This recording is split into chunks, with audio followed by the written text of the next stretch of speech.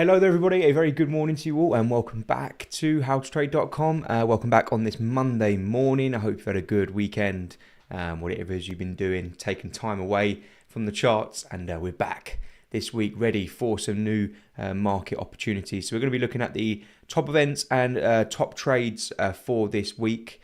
Fingers crossed, it's a very good week for us in the markets, of course. We know that there's a huge event coming out tomorrow, which we'll talk about a little bit as well, more on Shane's side of the pond, as we like to call it. But I'll definitely have have both my eyes really on that US elections. Okay. If you are around, we are currently streaming live on X. We're currently streaming live on LinkedIn, Facebook, YouTube, and of course we are streaming live in our trading room as well. So if you are around this morning, I know sometimes it can be a bit quiet, and this is a stream that people like to catch up on. But if you are around, feel free to pop up and say hello, and it'll be good to hear from you. If you do have any questions or anything like that, you can ask me as well. Martin174, good morning to you. Hope you're doing well. And Daniest, hello to you. Hope you're doing well as well. Hope you had a good weekend. And hello to you, Kirkton. Good to see you. Thank you very much for tuning in. Good morning to you, Clive, across on our YouTube channel. I hope you are doing well this morning. Interesting week coming up indeed. Not certainly one which is a normal, typical week, of course, with the US elections, but we'll have a look at that. Just had a question through in the trading room from Ivy. Hello to you. Good to see you. May I have your views on AED USD, please? Of course, yes, no problem. I will make sure I go through that market for you when we dive onto the charts. Anything else anyone wants me to look at? Feel free to drop that into the chat section of wherever you're streaming from, and be sure to let you know. Okay, good stuff. Amigo24, hello to you. Good to see you. Thank you for the message over on our trading room. I hope you're doing well. Let's just dive in now to do what we normally do. Even though it's a bit of a different week, we'll make sure we follow the same structure. That's important as traders when things are heating up a little bit. Danish, yeah, euro dollar, no problem. I think I'm actually doing an article on euro dollar today as well. So I'll have a look at that for you. No problem. Right then, if we head over to our economic calendar for this week, you'll notice that the US elections isn't on there, but don't worry, it is coming, and we'll talk a little bit about that separately, I suppose, because it is a standalone event. But these are the, if you ignore the US elections, these are the rest of the high impact news data events that we should be looking forward to, or at least having an eye on as traders, even if you're not necessarily a fundamental guy or girl. It doesn't really matter. We need to be looking at these economic events. So if we look at the high impact news events for today, it's the 5th of November. You can see that there isn't any. And tomorrow's the 6th of November, and we've got ECB President Lagarde speaking. That's not really going to be, anything that's that really matters, to be honest with you. What's going to matter in the next 24 hours or so is the US elections. Who is going to win? Who is going to be next in the White House? Is it going to be Donald Trump or Kamala Harris? Let me know what you think in the comments section. Just drop a name in there, Harris or Trump. Who do you think is going to win? I'm not asking you for who you want to win. Who do you think is going to win? Trump or Harris? Let me know what you think. I have gone back and forth with this a few times. I spoke with Shane a couple of times as well. I think if I had to hang my hat on one, I would probably go with Trump. However, I'm not going to turn around and say I'm like some massive expert and I have any inside knowledge on who I think is going to win. It's just I've just got a gut feeling that I think Trump could win this. So I'm just having a look at the polls at the moment, and the polls are suggesting that Harris has a very, very small and slight lead over Trump, and we know they're polls for a reason. This could be completely different. I think that's what makes this definitely, I would say, genuinely the most interesting and close election of my lifetime, US election of my lifetime, because it really is. No matter where you look, it's so close. So it's going to be interesting to see who can actually come out on top of that. And 1 day to go, so this is the final day before all the votes start coming in. And yeah, if you want to read this article, and I had a look at it as well, is that BBC released 10 reasons why Trump or Harris might win. So you can go back and forth, and I could be here all day about the reasons why Trump could win and about the reasons why Harris could win. Either way, what's important for us, and I'm thinking from a selfish point of view as a trader, what's important to understand is I think it's going to cause a lot of market volatility. And the reason I think it's going to cause a lot of market volatility is because it's close. And although I thought the markets were sort of pricing in Trump a few weeks ago, I think that's changed a little bit. That price action sort of been tailed back a little bit. And these markets are sort of ready to explode, really, in either direction. So I think that because it's quite close, it's going to be interesting to see what happens to the markets when this is finally decided. And obviously it will take a few days and stuff for all the votes to come in, etc.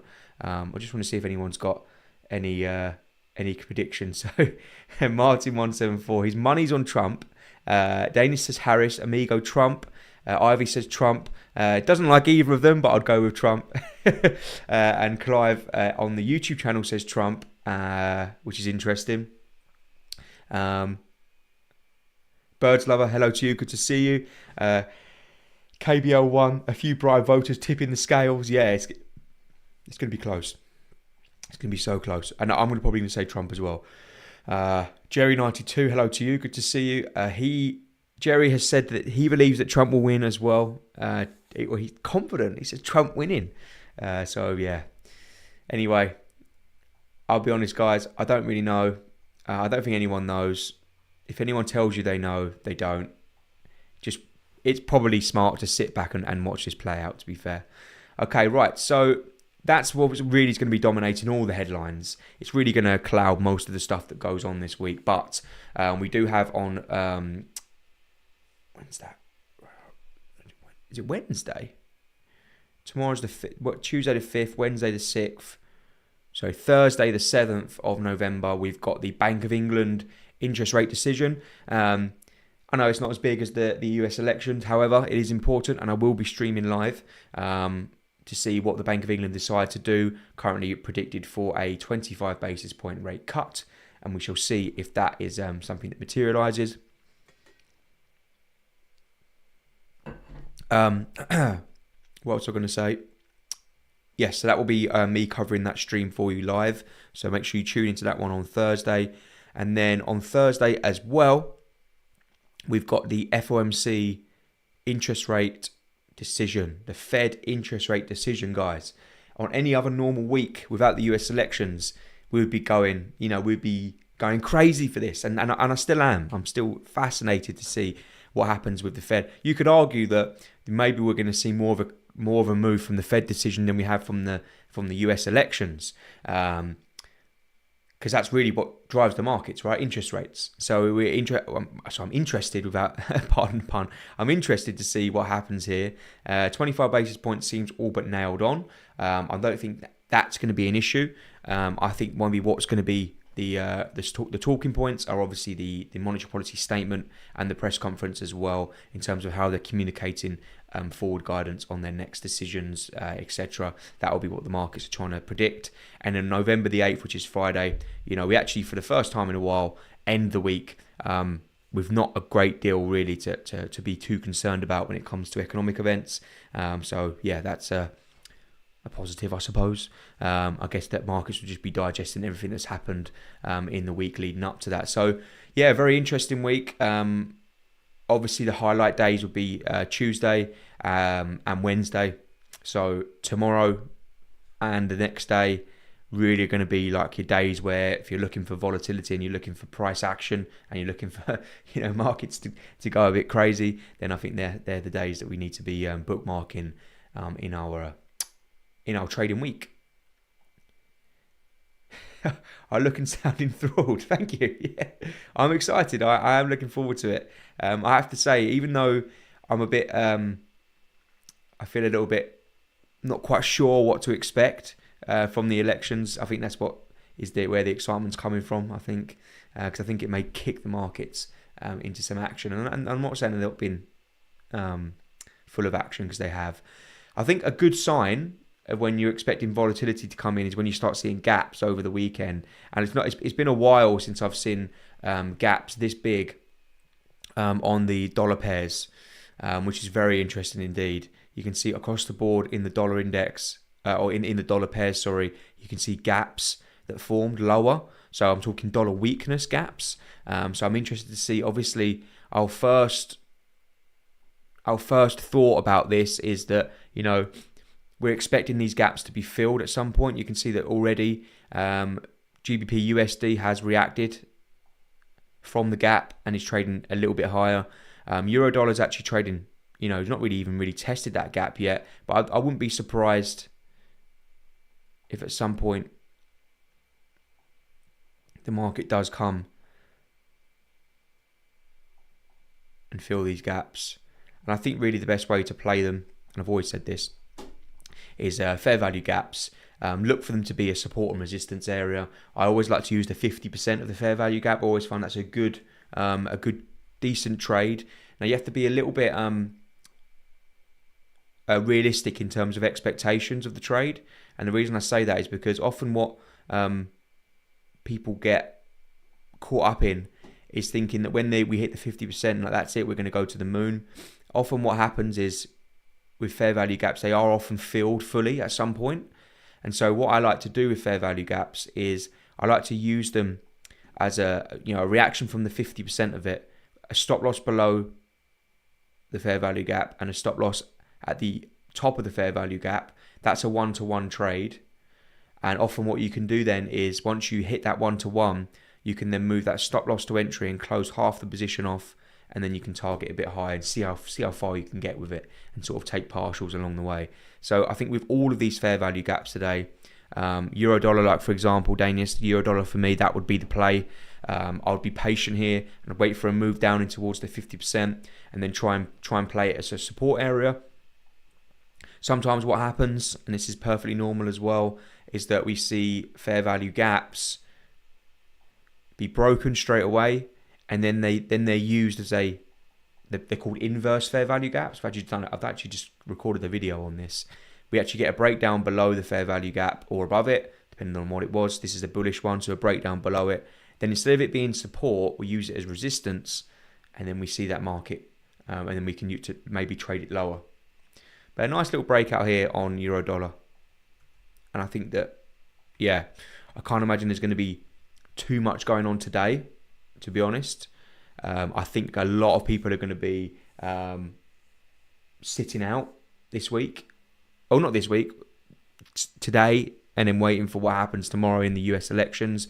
I'm going to be in that camp, if I'm being honest. I don't know why I deleted that. We should keep that. Okay. So what I'm going to do now is I'm going to set myself an alert just near that 50%. I'm probably going to do that across all of them. Not this one, because that's already been touched. Let's have a look at this one. What's this saying? Okay.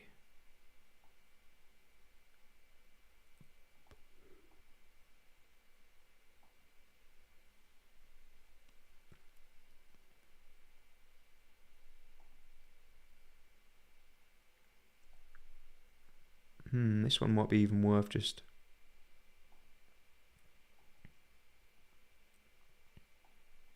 taking it like that. Okay. Interesting. I'm already short on USD Swiss franc anyway, so yeah.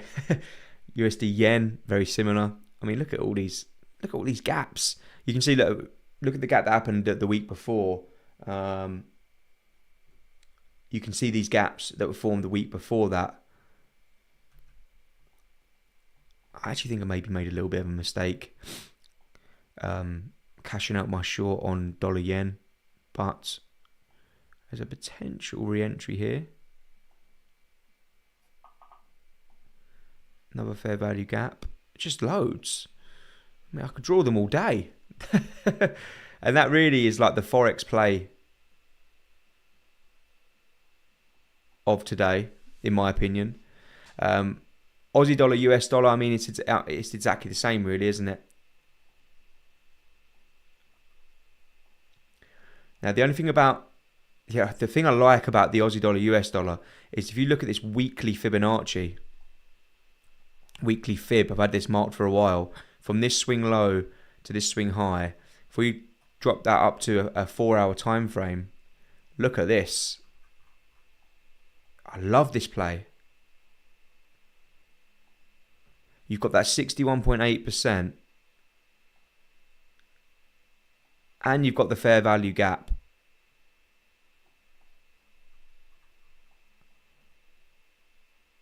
This could be a trade for right now.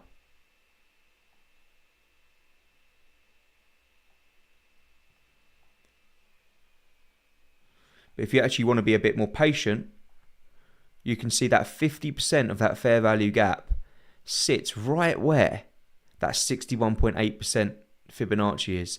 And so for me, this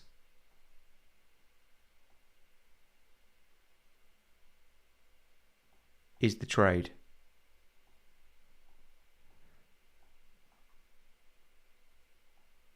I think that's well marked out. And I'll post this one in the room as my trade idea of the day so far. Okay? Just wanted to see if there's any other messages or anything like that. No, okay. So who was it who asked me about that? I think it was Ivy, wasn't it? I think it was. That's my view on Aussie dollar, US dollar. Love that play. Okay, rightio. Yeah, gold's very interesting, isn't it? Because yeah, we moved up towards that imbalance. You can see that then we started to see that move lower. We are sort of finding support around this imbalance area, but it's sort of been. I'm just gonna delete that. It's done. That move there came from there, and it's now done. Quite a interesting bullish engulfing candle. Again, gold's a difficult one. Hard to rule out. We've had 2 days of downside. That's normally enough for this market before we get the next move higher. Yeah, I mean, well, what can I say? There isn't any signs just yet of a market which is turning bearish. I think if we're going to see a market which is turning bearish, what we need to see is at least, another leg down like that to see a break below this structure. And until we get that, it's really just about trying to trade it higher, really. The reason why I like gold higher in the short term is because if you look here at the top, did you notice that there wasn't really much of a liquidity grab? In fact, I'd probably argue that this is more like a equal highs situation, buy side liquidity.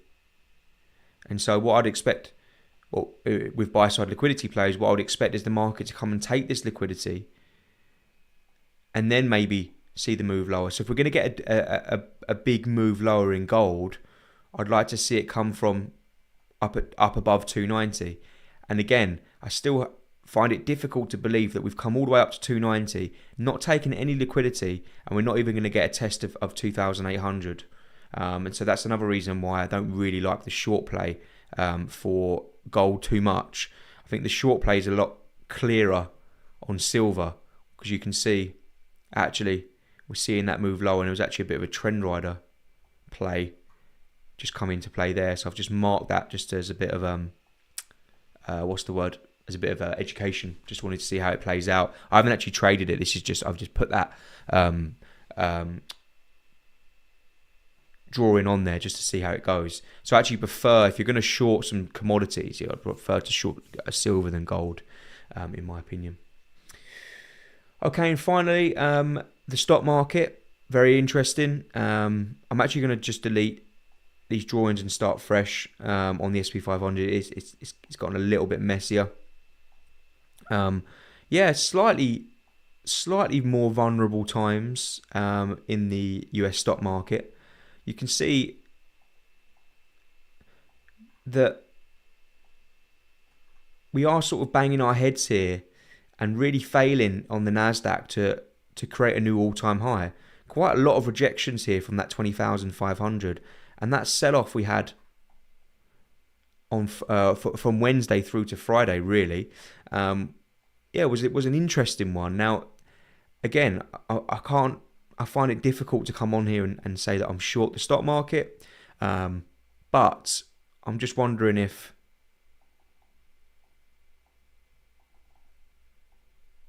question mark here, do we get a move down towards 19,000 this week? Maybe. However, I'm not one to short the stock market, so in fact I'd rather try and look for some sort of support.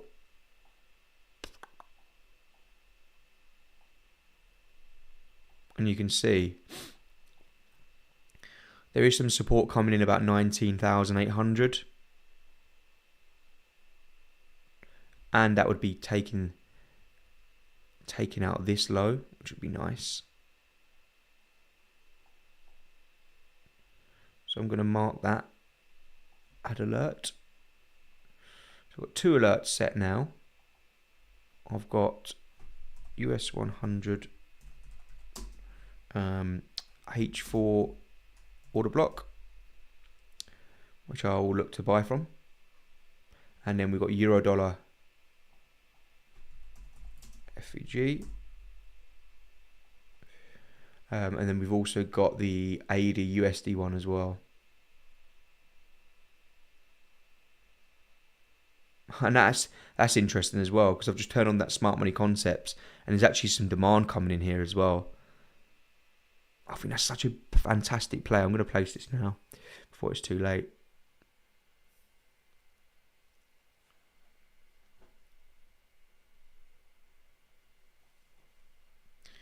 Excuse me a second. Where are we? AD USD. 877. So it's 65753. 2% risk. .65. 753. Stop loss. Oh no. Pending order, isn't it? My bad. Entry is 0.65753. My stop loss is going to be 0.65387.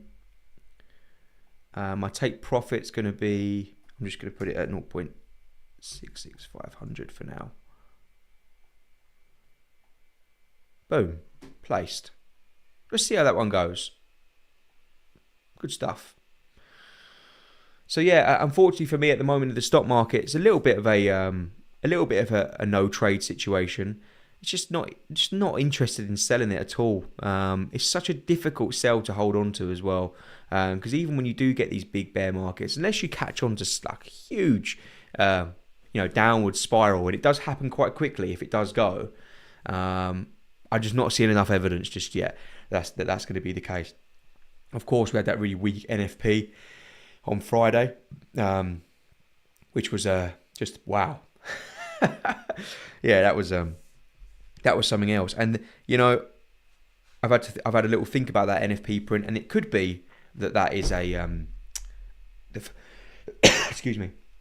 It could be that's the first time we see a bit of a change in the shift in the narrative when it comes to like recessions and slowdown in economic data. But it could also just be an anomaly. So I'm not getting too bent out of shape just yet about it, but it was a weaker print. So yeah, I'll see how the market sort of digests that this week.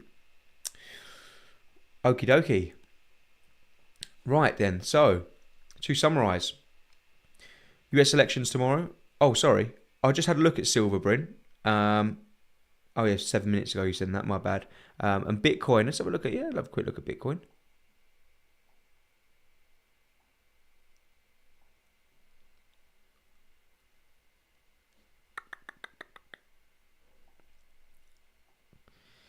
Okay, Bitcoin. You can see it has rejected from that 61.8 from when I drew that fib last time.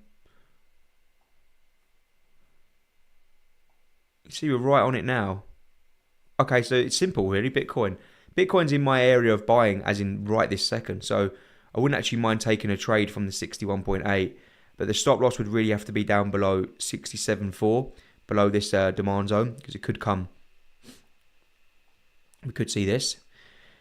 If this goes, Brim, if we get like these areas breaking, then I believe, although I'm not saying we can't get that, my analysis will be telling me that we're going to get a move down to 65,000 and a move down to this low. There. And then we maybe come and fill some of this imbalance, maybe even get it down, move down towards 61,000. So as of right now, we're just about holding on to that 61.8, and there has been some sort of reaction around it, which is decent. So yeah, that would be my view. I'm not going to trade that personally, but that would be my view for it, is that we could see I favour but upside from here on now. And if this area breaks, then I think we could see a move down towards 65 and then maybe even 61,000.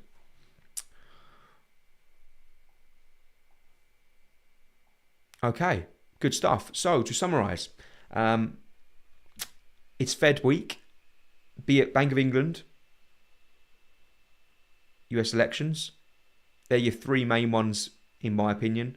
My best trades, my favourite trades of the week. I like the look of the FVG on the Aussie dollar, US dollar. I like any of the FVGs really, if you want to play any of them. I also like the.